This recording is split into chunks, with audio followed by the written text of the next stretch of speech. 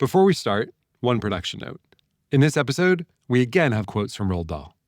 Rather than just have me read them in my terrible British accent, we decided to bring them to life. So we used an actor's performance and some custom software to create a Dahl-like voice. Okay, on to the episode. Roald Dahl sits comfortably at home, giving what should be a casual, breezy phone interview to a popular magazine called The New Statesman. It's 1983. Dahl is, at this point, without question, the most famous and most successful children's author of all time. The BFG came out just last year and was a phenomenon.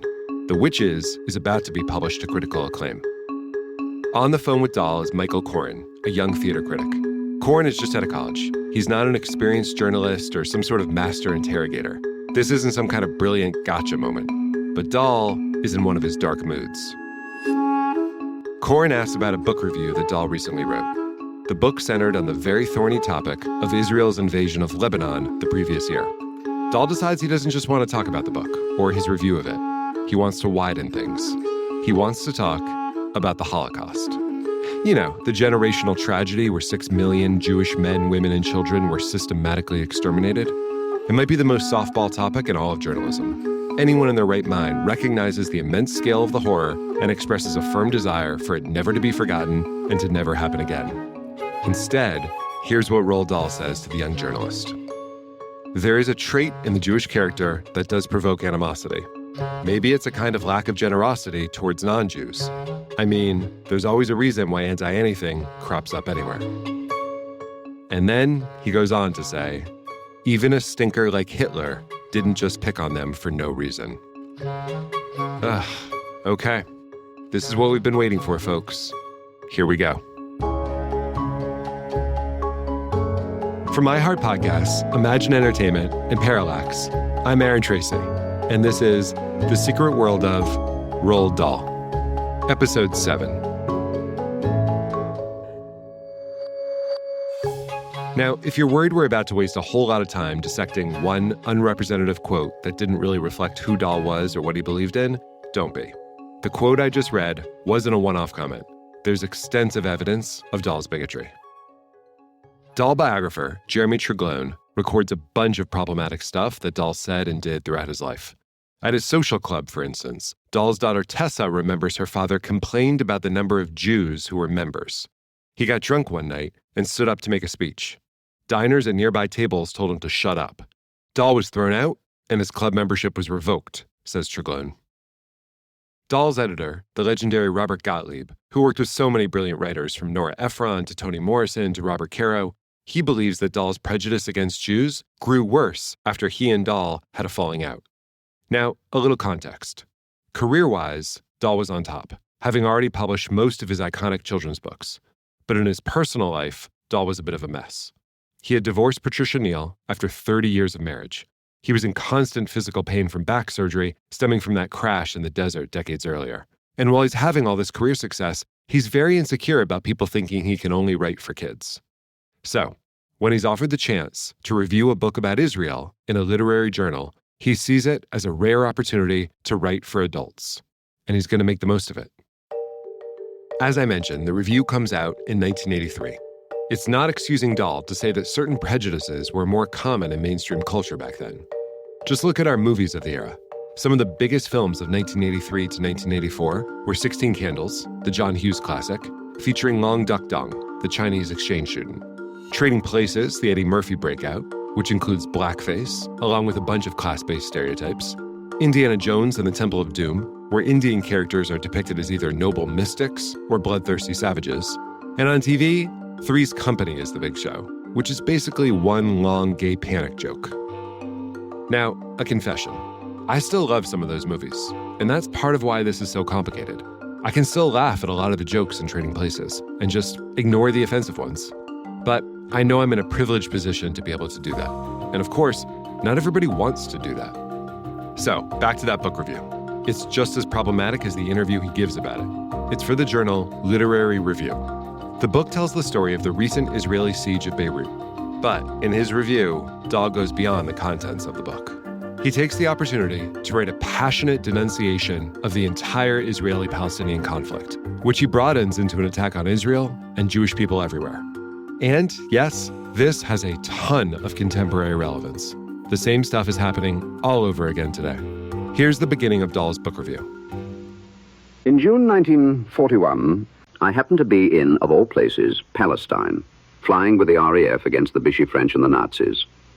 Hitler happened to be in Germany, and the gas chambers were being built, and the mass slaughter of the Jews was beginning.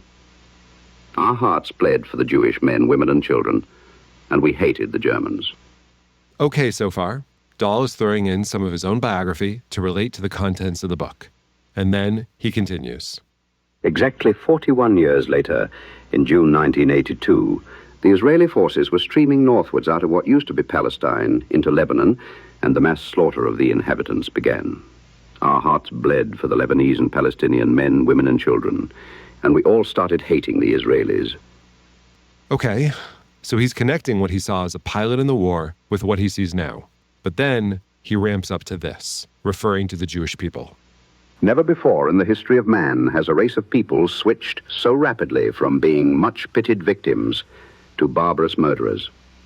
Never before has a race of people generated so much sympathy around the world and then, in the space of a lifetime, succeeded in turning that sympathy into hatred and revulsion. It is as though a group of much-loved nuns in charge of an orphanage had suddenly turned around and started murdering all the children. He continues, It is like the good old Hitler and Himmler times all over again. Wow, there's a lot there. Like calling a whole race of people, namely the Jews, barbarous murderers because he opposes the actions of a handful of people in the Israeli government. Honestly, I'm just not enough of an expert in these issues to do this conversation justice. So I want to bring in someone who is. Yair Rosenberg has dedicated his professional life to studying and thinking about this stuff in a really brilliant way. Yair is a writer for The Atlantic. He's also written for The Washington Post, The New York Times, The Wall Street Journal, you name it. He speaks around the world on the topic of anti-Semitism. And I love this. He's credited with coining the sarcastic internet term Goebbels gap, which is the amount of time between a negative event transpiring in the world and someone finding a way to blame it on the Jews. I'm going to ask Yair to help provide context for various things Dahl said. CBS Tuesday is NCIS Night with new episodes of NCIS, NCIS Origins, and NCIS Sydney. Possible abduction of the Marines. We need to move. Anybody is a potential target. We're gonna do what we do, and we're gonna figure out answers. Whatever they're planning, it's going down here. NCIS! NCIS Night is all new. It's a night you've never seen. CBS Tuesday, starting 8/7 Central and streaming on Paramount+. Are you a fraud-paying American? It's a fact that 1 in 4 honest, hard-working, tax-paying Americans has been a victim of identity theft. With LifeLock Identity Theft Protection, though, if your identity is stolen, they fix it, guaranteed, and get you your money back. Last year, the IRS flagged over $16 billion in refunds for identity fraud. That's billions of dollars that could come from your salary, overtime, or second job. But this year, you don't need to stay a victim. LifeLock monitors millions of data points per second for your personal information and alerts you to threats you could easily miss on your own. And if your information does fall into the wrong hands, only LifeLock has U.S.-based restoration specialists who are backed by the $1 Million Protection Package. Because this tax season, fraud-paying American is something no American should have to claim. Visit LifeLock.com/iHeart and save up to 40% your first year. That's 40% off at LifeLock.com/iHeart. Terms apply.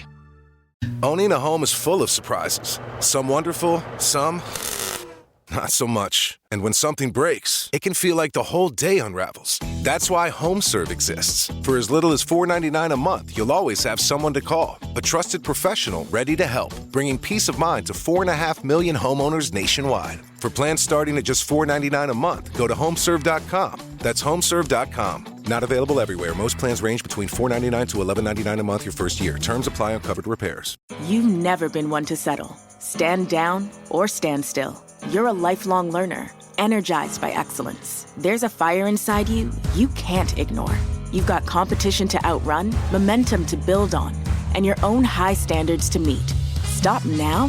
Not a chance. At Capella University, we help you catch what you're chasing because you've always had the drive.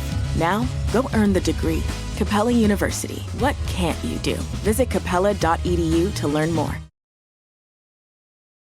First up, I ask Yair why blaming all Jews for the actions of the Israeli leadership is thought to be anti-Semitic. Yeah. So there's a general human tendency here and a particular anti-Jewish one. Generally speaking, a lot of prejudice takes the form of people looking at a minority group and saying anybody in this minority community that does anything or says anything reflects on the entire group and every person in it, such that if you're a member of a minority, you're collectively culpable for what anyone else in that minority may say or do anywhere, no matter where they are, and no matter your connection or lack thereof to those people. And that's not unique to Jews, right? That's textbook racism, textbook bigotry. Think the spike in anti-Muslim hate crimes after 9/11, which was people taking out anger at a specific group of fundamentalist terrorists on everyday Americans who happen to have some identifying characteristic that they associated with them. And so that is the general human tendency towards prejudice. That's, an old thing that many of us have experienced or seen. And then there's this specifically Jewish version of it, where you see people saying that, yeah, all Jews are to blame for anything else any other Jew did, in my perception. But you have to think of Roald Dahl in this particular context. He was raised on a continent that for centuries persecuted, abused, expelled, and murdered Jews over allegations of what other Jews thousands of miles away did in the Middle East. Namely, they allegedly killed Jesus. And that was seen to justify centuries of anti-Semitism on the European continent. Roald Dahl grows up in that place, right? That sort of way of thinking about Jews and, is part of what paves the way for the Holocaust and the ideas that the Nazis spread. It's not particularly new. It does get secularized later on, where the Jews in Europe and the United States and elsewhere get attacked over whatever Jews thousands of miles away in the Middle East may have done and that somebody is angry about. It's not exactly different. It's just the names change. And so in that way, Dahl is reflecting a general human tendency towards prejudice, and he's also reflecting a very age-old story that people tell about Jews. And I think actually he's not particularly unique in this respect. As you can see, this is a very common way of thinking about minorities as mendacious monoliths. What is unique is us asking the question and saying, maybe we shouldn't do that. We're the exception. He's actually the rule. Interesting. And I mean, we see this a lot today. Obviously, what's going on in Israel and Gaza right now is, on the front page every day, and people are doing it again. People are blaming Jews in America, Jews all over the world, with what the Israeli government is doing right now to the Palestinians. Yeah, it's a very similar dynamic. If Roald Dahl was alive today, he would be doing the same thing. He'd be blurring these lines between actions committed by an Israeli government at a specific place and time for specific people with all Jews around the world, rather than treating everybody as individuals and judging them based on those characteristics. It's disheartening, and obviously it's wrong, but it's just something that's always been with us as human beings. It's a sort of a shortcut we use for thinking about minority groups that we don't know well. Rather than trying to get to know them and to understand them in their complexity and diversity, we often try to reduce them to stereotypes, and in some cases that means negative stereotypes or the worst thing that anyone has ever said or done in that group. There's a parallel to this because it's a very old thing. Ever since Israel has existed, there have been people who have been angry about this or that Israeli policy that have taken that out on proximate Jews. And before Israel existed, whatever Jews in the Middle East did was also taken out on, any nearby or proximate Jews, no matter what connection they had to what happened in that place.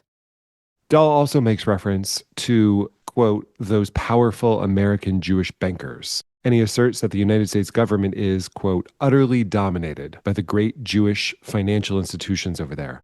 Can you talk a little bit about those anti-Semitic tropes? Sure.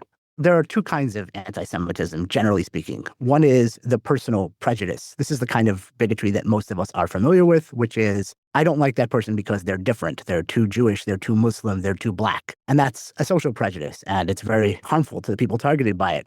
There's also a different kind of anti-Semitism. That's the conspiratorial expression of anti-Semitism. And this one posits that Jews are a sinister, string-pulling cabal that is behind all the world's social and economic problems. It's a theory about how the entire world works, and it all traces back to Jews. And if you see something going wrong, there's definitely a Jew behind it, right? You perceive that there's an invisible hand. It belongs to an invisible Jew. And so Roald Dahl here is expressing that. He did it, my understanding, is in other contexts as well, not just saying Jews controlled the banks, not just saying they controlled the government. He also said they controlled the media. Jews are 0.2% of the human population, right? If you were to think about this logically, even if they punched 100% above their weight, they would have 0.4% of the power. It's just not how the world actually works. In reality, of course, Jews have been persecuted and exterminated for much of their existence because they're a tiny group that doesn't really have this kind of power or influence. And Jews themselves are extremely diverse and fractious and disagree with each other. And there are many different sects and different beliefs, and they all argue with each other. And anyone who's ever spent time in a Jewish community or with Jews or around a Shabbat or Passover table knows, right, that Jews can't set the thermostat, let alone how to, control Western civilization. But again, this is sort of a very longstanding stereotypical way of thinking about Jews.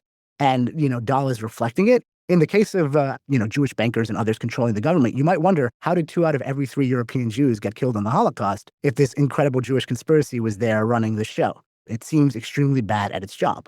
And similarly speaking, there's so many, when the state of Israel was founded in 1948, America put it under an arms embargo, which is a very strange thing to do if the Jews controlled the government. There's a lot of examples of this in history. Lots of Jewish activists did lobby Franklin Delano Roosevelt to try to bomb the railway tracks to Auschwitz, the death camp, where so many Jews were being killed, and he didn't do it. Lots of Jewish activists tried to get the United States and other countries to lift their immigrant quotas to allow more Jewish refugees to flee the Holocaust. They didn't do it. There are so many examples of this. It's kind of perverse. The anti-Semitic worldview is kind of an inversion of the reality. It posits that this tiny group of Jews determines the fate of all the non-Jews, when in fact, logically speaking, right, the large non-Jewish majority of the world decides what the world's going to be like for a lot of different minorities, not just Jews. Here's another one, and this is one I'm certainly less familiar with than the other tropes.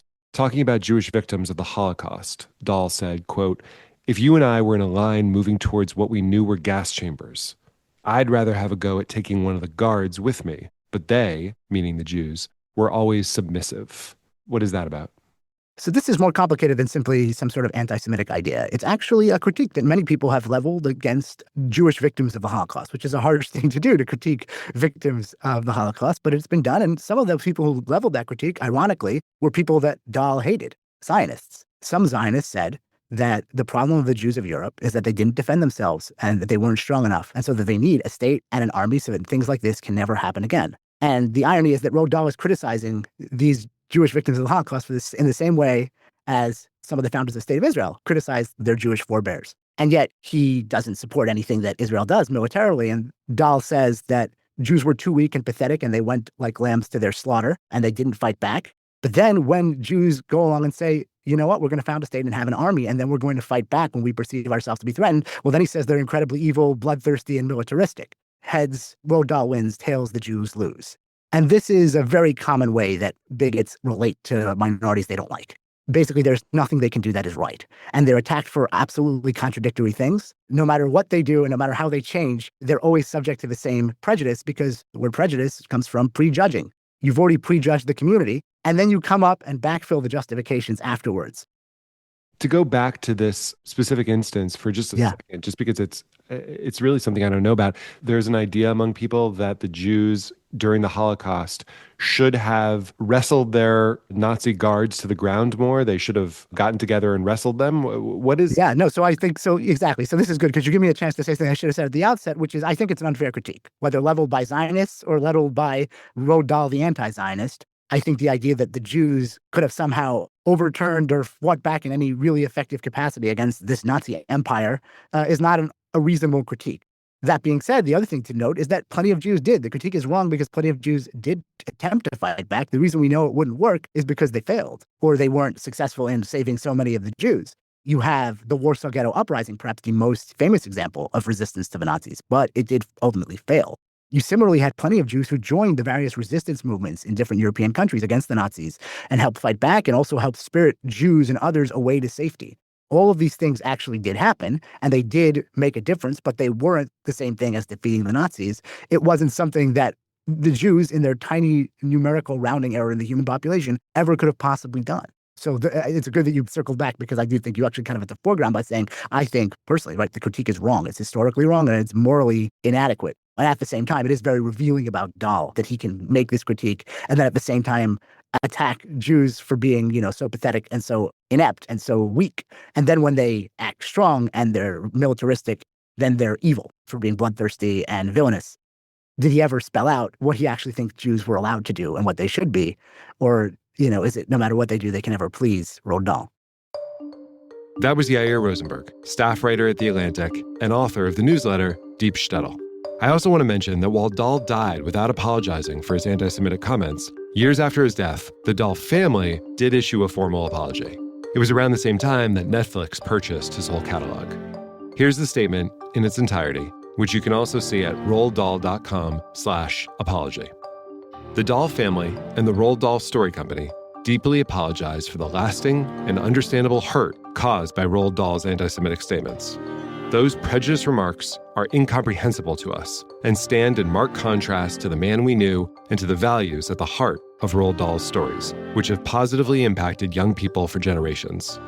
We hope that, just as he did at his best, at his absolute worst, Roald Dahl can help remind us of the lasting impact of words. So, what are we supposed to do about this? Do we accept that apology from his family? Do we chalk it all up to it being a different era? Or do we stop reading Dahl? Stop giving his books to our children? One thing that makes it especially complicated for me is that Dahl's personal prejudices didn't really make it into his books, as far as I can tell. Some critics say they see anti-Semitic tropes in The Witches. It's possible, but I don't know if I agree. And if we can't definitively locate those problematic views in his writing, and he's no longer profiting off the sales of his books, does it still make sense to stop reading them? I'm fascinated by this question. I'm someone who constantly does the mental gymnastics that's required of all of us when we consume art from previous generations. I'll just say it outright. Some of my favorite writers and favorite filmmakers have done awful things. I don't want to have them over for dinner, but I still read the novels, still worship the movies. And of course, it's not always even previous generations. The writer Alice Munro, who died not long ago, was revealed to have stayed with her second husband after learning that he'd sexually abused her daughter. With Roald Dahl, I think the issue is even more complicated by the fact that we encourage our kids to consume him. I would never allow a babysitter with clear, open prejudices to be around my kids in real life. Why should authors and filmmakers be any different? Maybe because we think we have more control over how they're presented to the kids? Like, we can offer a warning, and we know what's in there and what's not in there. We know nothing crazy is going to be said off the cuff, the way it might be if a bigoted old grandmother or somebody was left alone with them. Also, forcibly taking away books and movies feels like a slippery slope. It feels a little bit like censorship, and I hate the idea of that. I firmly believe that experiencing art is essential to being human, and that art has the capacity to do great things, even if it's created by crappy people. And I'm absolutely including children's books in that definition of art. All kinds of art can affect positive change, often even more than protest movements or marches or elections can. Just look at how Americans started becoming more tolerant of gay families thanks to a silly network sitcom, Will and Grace. For your information, Will, Walter was the love of my life. Oh, you said that about each Backstreet Boy at one time or another. I also totally buy the argument that America was only able to finally elect a black president because they saw a prosperous, lovable, familiar black family on TV every week in the 1980s. Namely, the Cosbys. How's it going? Great. Vanessa and Rudy gave us some fascinating stuff. Yeah, they can be pretty fascinating at times. We're on our way to Theo's room now. Are you going inside? Yeah. Well, I would just like to say that the condition of certain rooms in this house do not necessarily reflect the views of management. Thank you. And yes, the idea that Cosby is responsible for anything good at this point is hard to believe. But of course, there are tons of other examples of popular art creating positive change in the world. I was commissioned by A&E a few years ago to write a 4-part limited TV series about how Breakfast at Tiffany's jump-started the feminist movement. And Tiffany's managed that really positive outcome while also containing one of cinema's most egregious examples of anti-Asian stereotyping, namely Mickey Rooney's performance as Holly's upstairs neighbor. The racism in Tiffany's is so egregious that it feels like you can use it as a teaching moment if you watch it with your kids. The much scarier thing to me is when the bigotry is more subtle, which brings us back to Dahl. I can't help thinking about a very scary, maybe very pertinent metaphor suggested by Dahl himself in maybe his greatest book. In the BFG, he writes that his hero has the ability to influence children's thoughts by delivering specific dreams to them while they sleep. In the story, it's an act of kindness by a sweet, loving creature. But what if the guy delivering those dreams and influencing children's thoughts wasn't so sweet and wasn't so loving? What then? To get a better understanding of this really important issue, I want to talk to a few people who are really thoughtful about this stuff. I did read him growing up, and I enjoyed his books.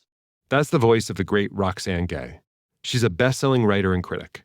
She's written novels, short stories, and even a Marvel comic. Your smartest, most engaged friend has definitely forwarded you one of her essays at some point.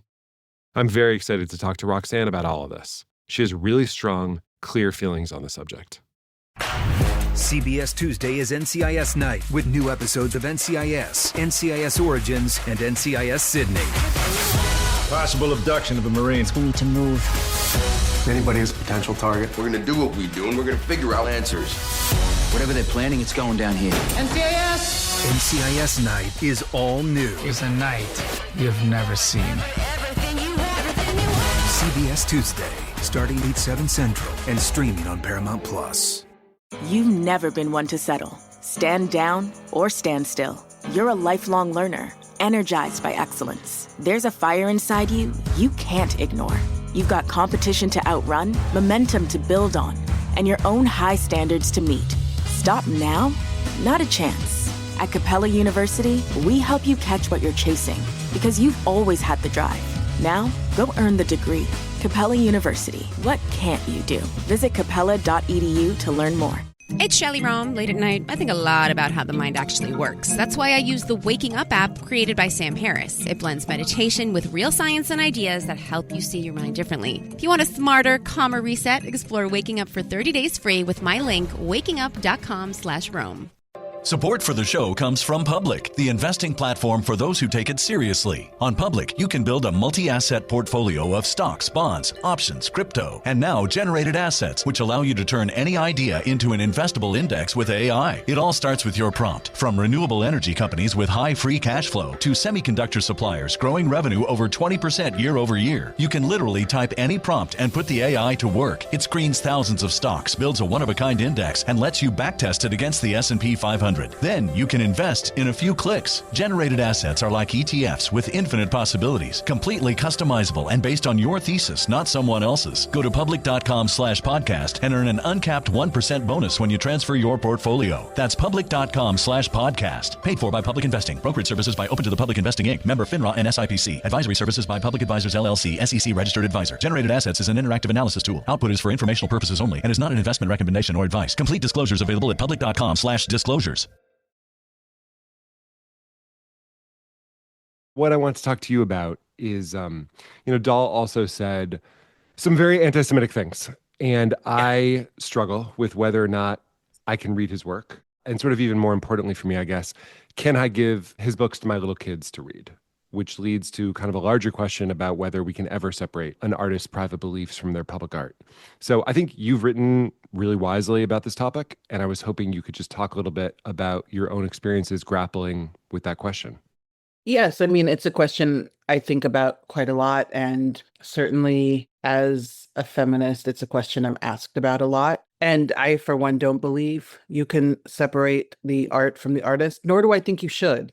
I think that we are who we are, and that influences the art that we put into the world in some way. Now, Roald Dahl wrote some amazing books like James and the Giant Peach, Charlie and the Chocolate Factory. He's a consummate storyteller. And certainly generations of children have fallen in love with his work. So the legacy is there, but there's also the legacy of virulent anti-Semitism. Yeah. And the reality is that there are plenty of children's authors out there who have written very good books who also are not anti-Semites. And so when people sort of wring their hands about this, I get a little frustrated because this is not the only game in town. And what really people want is like a morality hall pass because, oh, he's a genius. Like, so are lots of other people. And so, like, read what you want, truly. Enjoy what you want, but accept responsibility for the fact that you are willing to overlook some truly bad behavior for your enjoyment or for someone else's enjoyment. That makes a lot of sense. When Nate Parker's Birth of a Nation was going to be released in 2016, you wrote a really great piece for the New York Times about just what we're talking about, not being able to separate past accusations against Parker for sexual assault from his movie.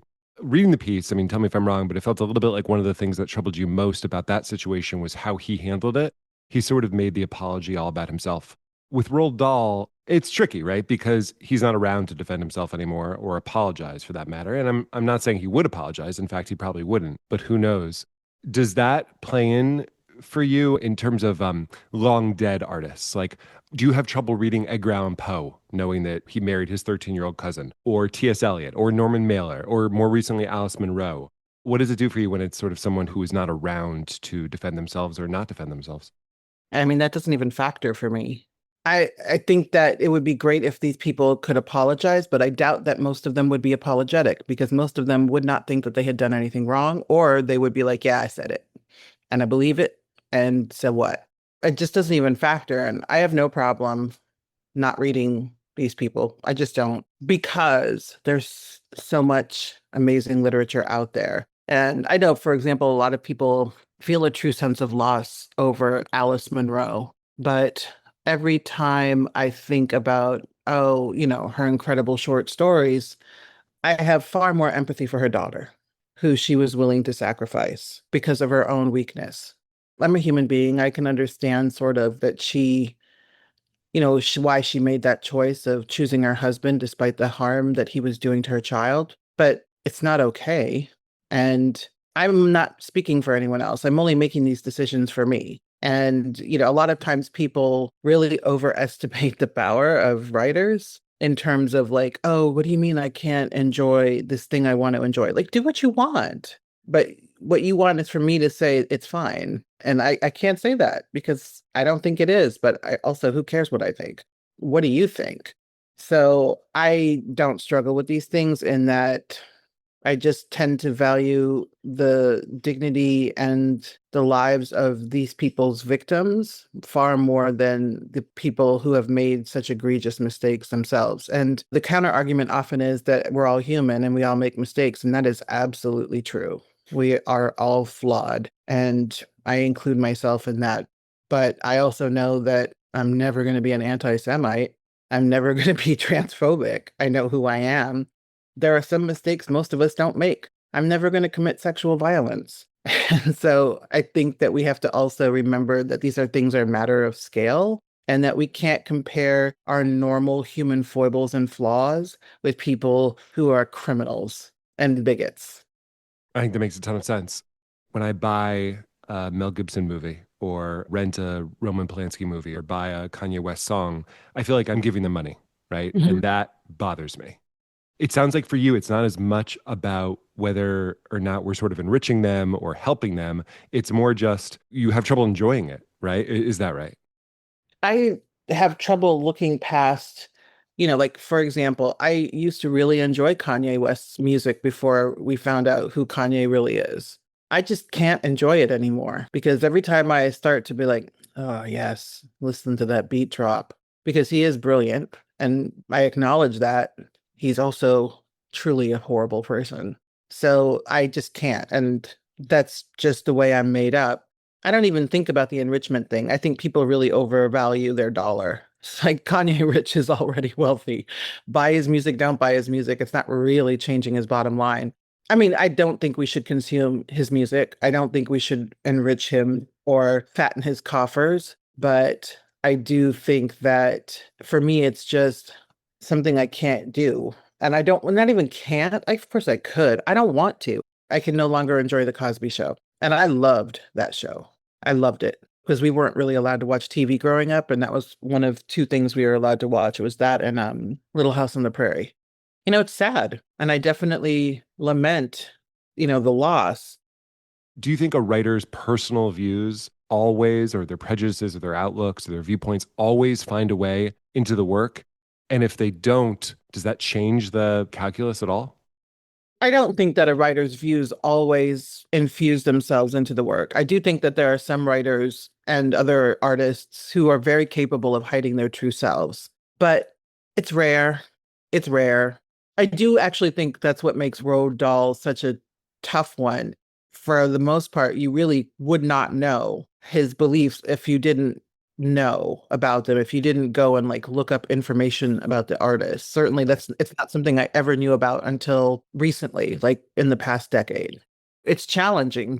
And I think that what a lot of people need to believe is that genius and genius art matters more than the crimes of the genius artist and the toxic beliefs of the genius artist. We hear that quite a lot with Woody Allen, with Roman Polanski, especially with like a whole slew of anti-Semites. And I firmly understand that for some people that is just the case. And it is, I just disagree. I think that you can't separate it. Now, when people just say like, yes, he's an anti-Semite and he made amazing work, that's more honest, that you acknowledge it and you're going to consume the work regardless because you feel like it offers more than the damage done by whatever the toxicity or the crime is. And I think that more people believe that than not, unfortunately. But I'm sure you're talking to Claire Detterer. Yeah, we are actually. Yeah. She wrote an amazing book about this that I thought was really, really well done, where she grapples with these questions. And when people are at least willing to grapple with the questions, I find that more interesting than actually sitting around worrying about these horrible people. Because again, that's more honest. That yes, some people are ambivalent about this, or some people really struggle. Some people don't know how to sacrifice these works of art for the sake of the greater good. And I do think it's at least important to have those conversations. And a book like Monsters, which Claire Detterer wrote, was, I think, our interesting entrance into the dialogue about this. A huge thanks to Roxane. And I totally agree with what she said at the end there about who to speak to next. First thing, if you wouldn't mind, introduce yourself. I'm Claire Detterer. I'm the author of Monsters, A Fan's Dilemma. Hear my conversation with Claire in our next episode. She feels really differently than Roxane about all this.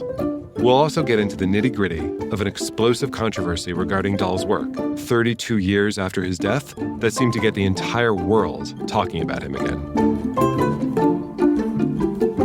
The Secret World of Roald Dahl is produced by Imagine Audio and Parallax Studios for iHeart Podcasts. Created and written by me, Aaron Tracy. Produced by Matt Schrader. Post-production by Windhill Studios, with editing, scoring, and sound design by Mark Henry Phillips. Editing by Ryan Seaton. Music by APM. Executive producers, Nathan Clokey, Cara Welker, Brian Grazer, Ron Howard, and Aaron Tracy.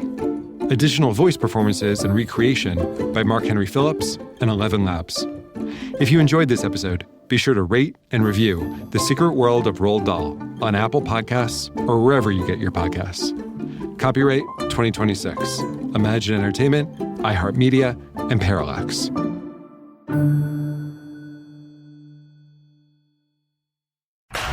CBS Tuesday is NCIS Night with new episodes of NCIS, NCIS Origins, and NCIS Sydney. Possible abduction of a Marines. We need to move. Anybody is a potential target. We're gonna do what we do, and we're gonna figure out answers. Whatever they're planning, it's going down here. NCIS! NCIS Night is all new. It's a night you've never seen. CBS Tuesday, starting 8/7 Central and streaming on Paramount+. Are you a fraud-paying American? 1 in 4 tax-paying Americans has been a victim of identity fraud.